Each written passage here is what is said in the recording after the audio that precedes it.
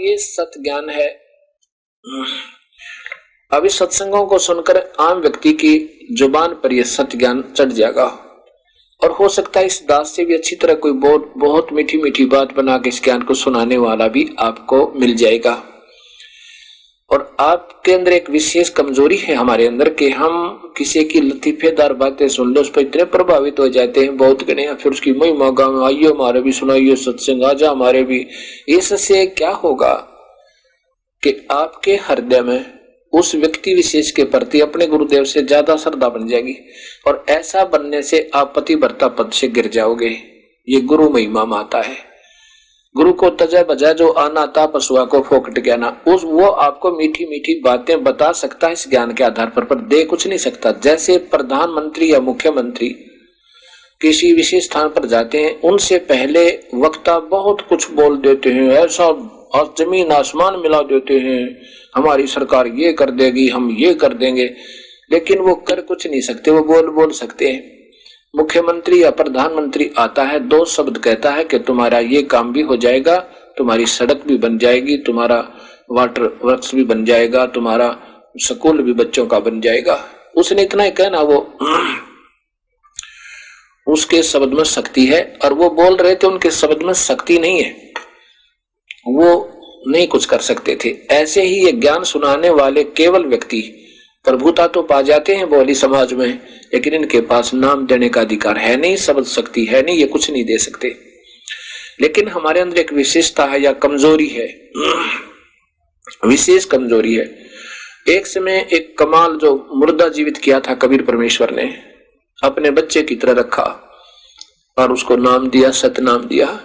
अब जवान बच्चा था, थोड़े से दिनों में सतगुरु की सुनकर बातों को, बड़े मीठी मीठी बातें लतीफेदार सुनावर, काफी संगत प्रभावित होगी और सब आकर कहे कि गुरुदेव बस कमाल तो आपको भी माफ करने वाला है, बहुत कमाल की बातें बताता है, बस हद कर रखी है उसने तो। कबीर साहब कहा करते थे, बातें बताना और बनाना ये कुछ और बात है और समाधान नहीं है तो वो बातें व्यर्थ हैं, चाहे कितनी मीठी बनावे। और ये कह देना कि आपके तुल्य है या आपसे भी बढ़ गया है तो भी आप पतिव्रता पद से गिर गए, आपकी भावना गुरु से अटकी, आप नामहीन हो गए, आपका नाम समाप्त हुआ। इतना ही नाजुक नाता इस प्रभु की भक्ति का है। कबीर साहब ने उस कमाल को भी समझा कि नादान क्यों अपने कर्म बिगाड़े, तू अपनी भक्ति कर ले, ना गधा बना हो, ऊपर तेरे ऊपर कृपा हुई है प्रभु की, और अपनी भक्ति कर ले, इनको मत गुमराह करे। अब ये 2-4 बार सतगुरु ने उसको टोक दिया तो कमाल नाराज हो गया और जाकर के ना काफी दूर की तो और जाकर के कहीं पर अपना आश्रम बना लिया। क्यों, वो चेले चपटे जो गुरुदेव के थे वो उसके ऊपर प्रभावित हो गए थे, उसकी मीठी मीठी बातें सुनकर कि आप वहां आश्रम बना लो, अलग से रहा करो। आश्रम बना लिया, कमाल गुरुद्रोही हो गया। और गरीबदास जी कहते हैं, गुरुद्रोही की पैड़ पे जय पग आवे वीर, 84 निश्चय पड़े नु सतगुरु कहे कबीर। पूरे संत परमात्मा तुल कबीर परमेश्वर ने छोड़ कर गुरुद्रोही हो जाना, गुरु से दुश्मनी कर लेना, बराबर में आश्रम बना लेना है, ऐसे ऐसे करना, ये गुरुद्रोही कहलाता है, गुरु की निंदा करना। तो वहां आश्रम बना लिया और ये हमारे जैसे भोले भगत मूड और कमाल था चतुर प्राणी, बातें वही बतावा लेकिन ज्ञान उसके पास नाम देने का आदेश था कोई नहीं।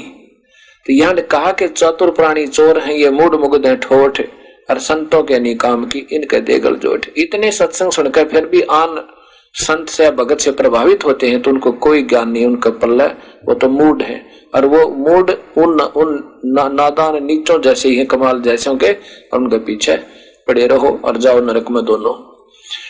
अब कमाल वहां आश्रम बना कर रहने लगा, खूब मीठी मीठी बातें सुनाओ। वो जो श्रोतागण थे बहुत गुण आने लगे, आश्रम भर जावे, सत्संग सुनावे हर हफ्ते में एक दिन। अब क्या हुआ, कुछ दिनों के बाद उन श्रोता गुणों का नुकसान होने लगे, क्योंकि परमात्मा ने जो सहारा दे रखा था वो वापस कर दिया, कनेक्शन डिस्कनेक्ट हुआ, बिजली आई नहीं, पावर नहीं आई, तो पंखे चलने बंद हो गए, तो उनको सुविधा समाप्त हुई। कुछ दिनों में उनकी वह सब हानियां होने लगी। अब आपको कितने ही मीठी बात बताता हो कोई और एक नुकसान हो जावे, आपने उस संत की बात कति नहीं सुनावे, दोबारा नहीं जा सकते वहां पे। तो ऐसा ही पहले तो मीठी मीठी बातें अच्छी लगे थी, क्योंकि अच्छा सुरीली आवाज थी, जवान लड़का था, खूब बोल बोल को सुनाओ था। थोड़े से दिना में वहां पर 5 व्यक्ति जान लग गए। अब कमाल ने सोचा भाई की बात हुई, कोई भी नहीं आता। तो उसने क्या किया कि गुरुदेव का भंडारा करेंगे, कबीर साहब की कहते वर्षगांठ बनाएंगे, जन्मदिन, ये उसने समय निहित कर दिया और जगह जगह प्रचार कर दिया। तो सोचा, गांव में बहुत कुछ कहा। तो वो निश्चित जब दिन आया, सबको कहा कि सब दूध देकर जाना नगर निवासियों को, और खीर बनाएंगे, भंडारा करेंगे साहिब के नाम पर। अब उस नगरी वालों में कबीर साहब की कृपा से ऐसी चेतावनी, अंदर से ऐसी धारणा भर दी कबीर साहब ने कि हर व्यक्ति, क्योंकि जून का महीना कबीर साहब की जयंती जून में आवे, जेठ में, उसमें दूध भी पशुओं के नीचे बहुत कम हो जाता है, बहुत कम दूध वाले पशु दूध देते हैं। तो हर व्यक्ति के मन में ऐसी धारणा भर दी कि मैं आज सुबह भंडारे में बख्ते दूध डालाऊंगा, और दूध की जगह पर पानी डालाऊंगा, जल। और किसने दिखा है मेरे 1 गिलास पानी में, और सब तो दूध डाले ही डालेंगे, वहां मेरा 1 गिलास जल होगा, तो क्या पता लगेगा। अब ये सोच के सुबह उठे और लोटे में जल भरे और ढके कपड़े से ढककर, और वहां जाकर कहे सत साहेब महाराज जी, कमाल का सत साहेब भाई, सत साहेब आ गए, कहा जी दूध लाए हो, कहा जी डाल दो वहां पात्र में, बाहर एक पात्र रखा था। अब जाए और पात्र पे भी कपड़ा डाला हुआ था, कपड़ा ऐसे करे और नीचे डाले पानी, चल पड़े। सभी के सभी, कोई एक आधा तो दूध लाया नहीं, सभी की ऐसी धारणा होगी लोटा लावे और सत साहेब बोले और दिखावे कि हम लाए हैं, और ड्राम में डाल जावे। वो सुबह पानी का ठोक दिया, वो जल का भर गया सारा। अब कमाल बड़ा प्रसन्न हुआ, क्या तो सारा ही गांव झुक गया, या तो 5-4 ही आते थे। उसने सोचा कि फिर तेरे पे गांव प्रसन्न हो गया। अपने जो रहा करते आश्रम में चले चपटे, उन तो बोला कि अभी बना लो आज तो खीर और दूध, खूब ठाठम ठाठ हो गए। अब उन शिष्यों ने, वहां के सेवकों ने उठाकर देखा, वो पर्दा उस मटके का, उस पात्र का, उस ड्राम का जिसमें दूध डाल रहा था सारा गांव, वो तो पानी का भरा। कमाल से कहा शिष्यों ने, सेवकों ने कि महाराज जी तो दूध नहीं, वो तो सारा गांव पानी से भर गया। उसने, कमाल ने देखा, कमाल है, ऐसी बात थोड़ी हो सकती है। देखा तो वो पानी ही पानी था। इतना शर्मिंदा हुआ, वहां से रात को उस आश्रम न छोड़कर ना जाने कहां मरा जा गए। ऐसे कहते हैं, गुरुद्रोही की पैड़ पे जय पगावे वीर, वो 84 निश्चय पड़े नो सतगुरु कहे कबीर।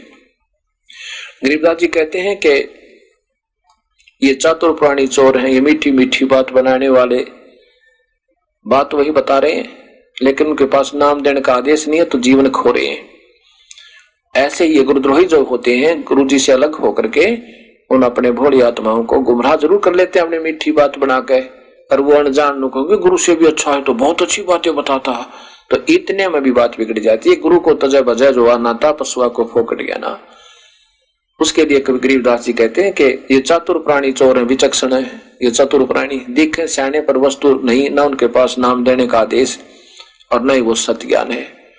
चोर है मूड मुग्ध है ठोठ, जो इतने सत्संग सुनकर भी उनके पीछे लगे, वह कहते हैं ठोठ।